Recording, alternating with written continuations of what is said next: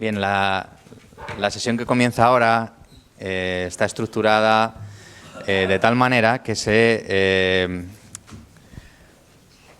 presente a través de ella cómo todo este movimiento de la nueva arquitectura tradicional no es algo que haya surgido de la nada, de repentinamente en la actualidad, sino que hay toda una historia de la arquitectura que no se cuenta en los libros de historia de la arquitectura que se recomiendan en las universidades, de toda una serie de arquitectos que han estado trabajando por dar continuidad a esas tradiciones arquitectónicas ya desde el mismo momento en el que empiezan a desaparecer y que aparece como un movimiento muy fuerte ya desde finales del 19, con muchos arquitectos que han hecho un trabajo estupendo durante décadas y que no son muy conocidos y que sin embargo todos debemos reconocer. Entonces lo que va a haber ahora es un recorrido de 4 casos que pueden servirnos como modelo: el caso del Reino Unido, el caso de California, el caso de Portugal y el caso español. Va a comenzar Robert Adam hablando de cuál ha sido esa trayectoria en el caso inglés. Robert Adam, bueno, es el presidente de INTBAU en el Reino Unido, un arquitecto fantástico con una obra importantísima también en el campo del urbanismo tradicional. Gracias. I'm starting this one, I think, with questioning the whole use of the word vernacular, just for a start. And in fact, I've added the question mark onto the title, because in the book there is no question mark. So I've added a question mark. This is the control.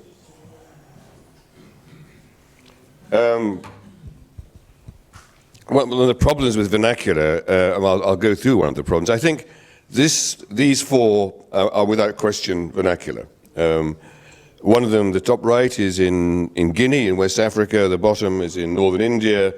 The one on the left is in England, and the one on the top is in Sweden. The 2 European ones, I have to say, are in building museums. I mean, they're reconstructed old buildings. And basically, I don't think it's difficult to say that these are vernacular. And there are a series of definitions of vernacular, and I won't go on too much, but the 2 major British authors, Ronald Brunskill and Paul Oliver, one of them is a building designed by an amateur paying little attention to what might be fashionable. Another one is the dwellings and other buildings of the people utilizing traditional technologies. Another in the dictionary is domestic and functional rather than public or monumental. Somewhere in between these, local materials and knowledge, usually without architects. For some reason, architects are a problem. Or Oliver again, this is an interesting one: architecture of the people and by the people, but not for the people. Well, this is a difficult use of for, actually, in English, because you could say for the people because it's for them, or you could say for as being handed down to them, and what he means is not being handed down to them. And we do end up with linguistic problems here. In English, popular only means something that a lot of people like. It doesn't mean the people. Whereas one of the meanings, I think, in Spanish is that it means the people. So there's a whole, how you use the words becomes rather difficult. So at what point does something become vernacular? And I'm going to move east for this. This is in Guangxi province in China. Now, the one in the middle isn't. But this particular detail on a gable is very characteristic Chinese detail. Roofs are very important in Chinese architecture. The other 4 illustrations are from a village, and I was interested in these because this particular detail seems to have a practical vernacular origin. If you can see from the bottom right, the tiles are not fixed down, they're laid on the roof. And when you have them on the gable and you want to form it, the slope of the roof, you have to stop them sliding off the roof. So my suggestion is this probably has a very practical origin. But you go to the next one on the right, and that's become much more decorative. And then you go to the one below it, and it's become a distinct architectural feature. Is there a point here, or is there a point, you have to go to the middle? Is there somewhere in here when this ceases to be vernacular? I think personally, I think that's slightly problematic. And in fact, here is the context. And again, this is the same village. When you look down the street, I mean, I think one would clearly call this vernacular. The building on the right is a much more formal building. It's a courtyard building, and you can't quite see it. But there are some very specific architectural statements in that. Is that vernacular? Open question. I'm not sure. It certainly is paying attention to what is fashionable. It's certainly seeking to be somewhat monumental. So I think it's a difficult question. Does it matter is the other issue, of course.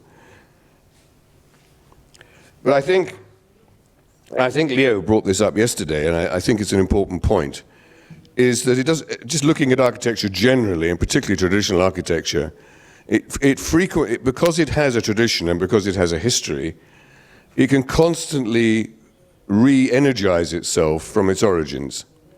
And so we have Loge's primitive hut, and then we have this idea somehow that Greek classical temples were made by people wearing skins.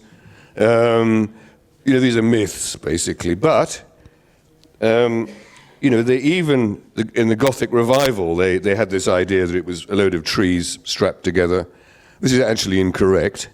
We know what the origin of Gothic was, and it wasn't this.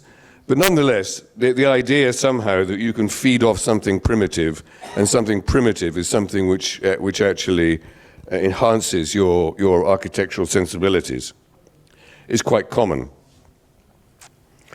And I think it's very interesting, and again, this point was brought up yesterday, is that we do have these clues, these fascinating, I personally find this fascinating, these glimpses into another world which we are no longer in, where things were different, and these were the origins of what we now call classical architecture. So here are Etruscan cinerary urns, which are clearly huts, and there's no question about that. And that's obviously pretty much what they look like. Top left is Lycian tombs from the 4th century BC, and you can see the timber construction, but they're cut into stone. Again, this is quite a lot of this. A wall painting, a sort of rural scene from Pompeii with these little I don't know what they are, little sheds, huts, and it's fascinating on the right where you actually get what is probably a representation of timber columns. I mean, we're forgetting that we know from literature that the Doric order had its origins in timber. So we've always got this to look at. It's like this, if you like, this refreshing ourselves from what is ancient. And, again, we know this. So the top here in left is a Temple of Venus in Hadrian's Villa. This was a deliberately antique building at the time. This is Greek building in a Roman villa. We know that it was deliberately antique. This is Porta Maggiore with 52 AD. Emperor Claudius was an antiquarian. He liked ancient things. And he's kind of the one that invented rustication as we now have it, sort of. That's a debate. And we know that Palladio on the right sought to be more Roman. In fact, his idea that Roman villas had porticos on them, which was incorrect, ended up being an architectural standard. So you don't even have to feed off correct history. You can just feed off whatever history you like. And of course, the neoclassical period. When we get to vernacular specifically, we do have a history of this. This is what in United States and Britain is called arts and crafts movement. Interesting thing about it is Lutyens on the left, where he's deliberately being like a cottage. I mean, this is actually Gertrude Jekyll's house, his landscape architect. It's very important. But he very quickly moved on to something altogether more monumental. But the arts and crafts movement had this idea that it was associated with ancient Britain. It was with something specifically vernacular. The United States is interesting. On the right, this is the Gilbert House in Los Angeles. I don't think I would call that Los Angeles vernacular, personally. I think it's actually been shipped over from the East Coast. It's a shingle style. But nonetheless, it's the same idea. And then Green and Green, a Gamble House at the bottom, very prominent American arts and crafts. I think the word for arts and crafts in other countries is more accurate. It's called national romanticism. And I think we can remember that at this particular time, the end of the 19th century, was the peak of nationalism.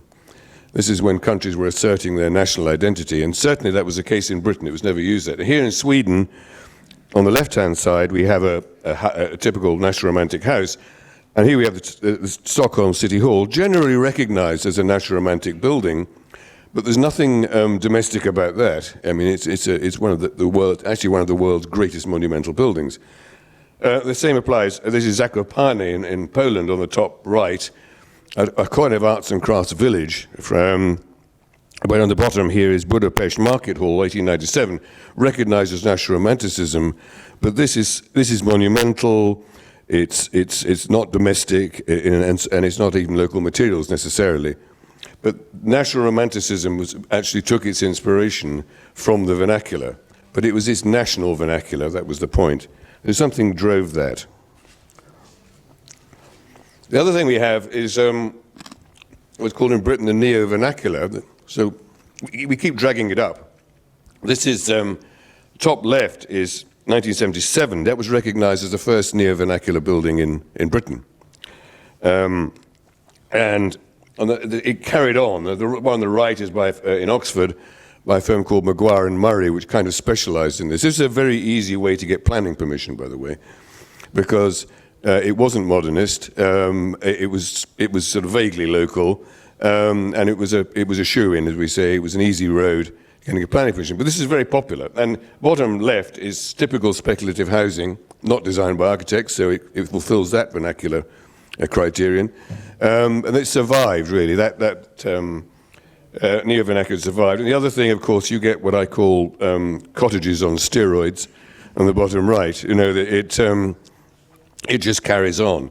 So this kind of neo-vernacular kind of it was an aspect of postmodernism, really, and it kind of faded out around about 1990, but it survives in the speculative housing market. But just a word of warning to all architects. If you go to Inhabitat, an e-magazine, and many others, they have a thing called modern vernacular. And these two left-hand buildings I picked them from the long list. One is a house in Slovenia, and the other is a Cree Cultural Institute in Canada. Well, these have now been labeled vernacular, so, you know, a bit difficult with this word, really. And on the right, and this is a particularly British thing, is that basically what's happening in London is you produce absolutely standard sort of box buildings with regular windows, and then you cover them in brick, and that makes it vernacular. And this is actually described by a journalist as mild vernacular modernism, I quote. So, you know, a word of warning on this. I think the issue is we do use the word, it has a relevance, it does take us, it is one of those things that takes us back to, it allows us to feed off our history, but we must recognize that what we have here are what I call value transfers. We have a positive adjective or positive description which is taken from one phenomenon and moved over to another in order where it doesn't really fit. But moving the meaning over, you believe that the original positive things get moved over to the second meaning. This is quite a common phenomenon. It happens with things like innovation and so on. But I think the principle, there are two principles. One is that we can continue to feed, in traditional architecture, we continue to feed on the traditions, which I think is perfectly reasonable. And the other one is that it has something to do with local identity, and that's the thing I really want to concentrate on. And I'm going to show you a project now, and you can forget the theory, I'll deal with the real thing, is that we've talked about building out of local materials, which is fine, a bit tricky in a commercial market, frankly. One can always try and do it. It's a good ideal, and it will happen more and more. But the fact is that I can't tell a speculative house builder that he's got to buy his wall insulation for within 50 kilometers. He won't. I mean, you just forget it. Or buy his windows, from a local joiner. They won't do it. But nonetheless, you can, and the next project I'm going to show you is what we did, and it's a speculative housing development, is that the other thing that really matters, and I think this is probably the thing that is driving this now. All of these movements are not driven just by architecture, they're driven by other things, rather like the arts and craftsmen or national romanticism was driven by nationalism. Neo-vernacular, which to some extent was driven by a rejection of modernism, an early rejection of modernism as postmodernism. What's driving it now? I personally think it is the problem of a loss of identity. Is that, and I think we can work across the political spectrum for that. I won't get into this too much because it's far too, I'll be here for 3 hours and I'll get on to Brexit and Donald Trump. But I think that identity is a very important issue. People are upset when their identity is challenged, and their identity is something that is local. And I think this is the thing that is currently driving this idea. Oh, I forgot that I got this one. This is actually quite a useful comparison. This is folk art. Now, interestingly, this from, if you take the Santa Fe Folk Art Museum, they define folk art as traditional or of, by, and for the people. For different in a different way, that I said before. Interestingly, much the same definition. Now, the top one is an ex voto painting from Mexico. The bottom one is by Fernando Oliveira, who died last year.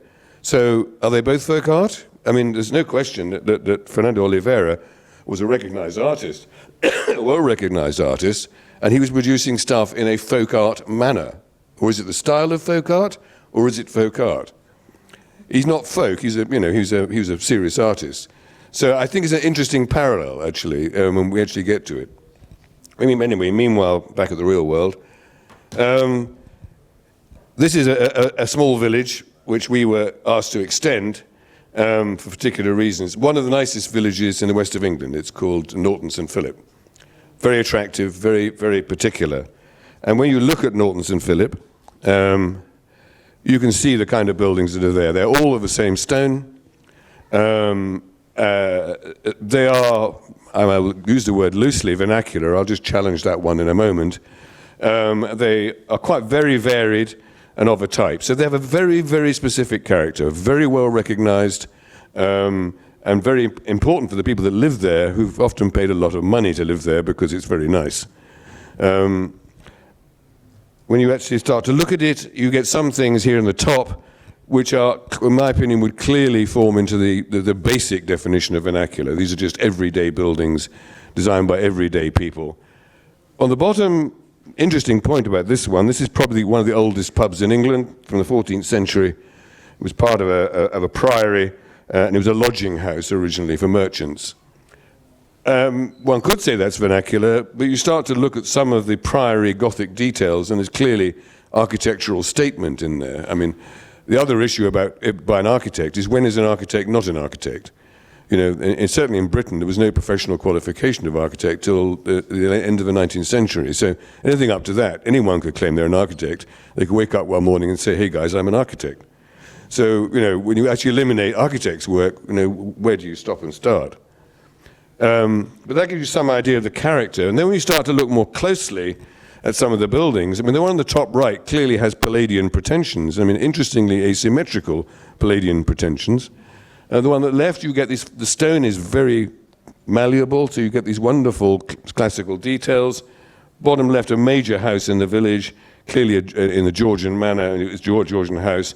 And some of the details, like the moulding, the drip mould, the moulding on top of the window, is a specifically characteristic detail. So we had to extend it. If you look at the big lump at the bottom, that was a chicken packing factory, and our site was on a chicken packing factory. So that restricted. And so you see in the bottom map, you can see where the big black blob is. It's not a big black blob anymore. That's the plan of what we did. We were restricted, but I think the other thing about things like vernacular is actually the layout of the buildings and the plan, the way things are actually arranged. And that was the plan. And I know I drew that plan in about a day originally, not that particular one. But I did it on the basic principle that every single house had to respond to every particular set of circumstances. As a result, no two houses are the same, much to my client's annoyance. And this is what we built. Of course, it hasn't weathered down like the rest of it. But one of the points I want to make about this is one of the things about vernacular and what becomes classical and what doesn't become classical, or what becomes formal and what doesn't become formal, is it's all a matter of degree. And I think the point is, I have an expression which I use with my clients quite often, particularly in terms of budget. I say, I can turn the volume up or down. It's entirely up to you. Because the good thing about traditional vocabularies is you can do that. You can turn the volume up or down. And if you like, if you take on a wider spectrum, the vernacular is low volume, and monumental buildings are high volume. And playing the musical analogy, you can play around with those volume issues quite a lot. And in this particular development, you can see just here as you look in, the only columns, and that is a high volume building. There's one high volume building only, and there it is on the bottom on the left. There is this little rotunda which people are supposed to gather in and sniff glue or whatever they do there. But the rest of it is very low key. Now, I'm an architect, so by one definition it can't be vernacular. The other thing is that if vernacular is unself-conscious, the minute you said it, it's not vernacular. But I actually believe the important thing, actually, in terms of defining vernacular, is probably the original one, which is a linguistic one. I won't go to the fact that Verna means a home-born slave. That's not very politically correct at the moment. But native to country and indigenous, I think that actually does me just fine. Native speech or language of place. If you understand that architecture speaks in a way, that's fine. I'll stick with that. And I think we don't have to go back further than the original linguistic definition. And this is meant to speak the language of the place. It's not all. It's certainly it's modern building construction. I have no opportunity to get people to old men in breeches to build it. I can't get them to do that. And I have to use insulating blocks, and I have to buy the windows from big manufacturers. But nonetheless, I believe that it speaks the language of the place. And I've just had my red card, so I shall be rapid now. I don't want to explain these too much. I mean, you can all look at a picture and know what it says. I think I've kind of made the point. This is the major building in the center. In fact, it was meant to be, we tried to sell it to somebody who wanted to use it as a shop or something like that. And in fact, it's now being used by musicians who use the ground floor for music practice. They're concert musicians, and they live on the top floor. I don't think they play outside in the rotunda, actually. But the point about this is that this building sits in the center. Of course, in a normal speculative development, they would say, whatever you do, don't spend money on your wasted things. But I had to say that you've got to look at this differently. You've got to look at the cost of everything and whether that extra feature adds value to every other piece. House builders actually value by house. They don't value by place. This is a major flaw. So we persuaded them to do this. This has won a few awards, so they're quite happy. I mean, finally, I think that is my final slide. So I am within time. I promised I would be. That's the development as it sits there, and it'll get older and more worn. I mean, strictly speaking, it is not in the pattern of the village. A typical pattern of a village, as you saw originally, is a crossroads with the roads leading up to the crossroads. Well, we couldn't do that. But what we tried to do, what I tried to do, and the slope on the side is quite steep and so on, is take all the basic factors which I had to deal with, which are the roads and so on, and then just make everything work in the most straightforward way and get everything in where I could, as a contrary just to taking a set of standard houses, forming a grid and sticking the houses on it. I think actually the way you design something, in other words, you design it to respond to the particular circumstances on the site, is also a vernacular thing. I think that's very important. You don't impose on the site, you let the site speak to you. I have a saying for our master plans. I say that every geographic problem we have on the site is a benefit, because actually it delivers character, it delivers something to do with the place. You don't get rid of it, you take advantage of it every time. So it's probably 21 minutes now. Anyway, thank you very much.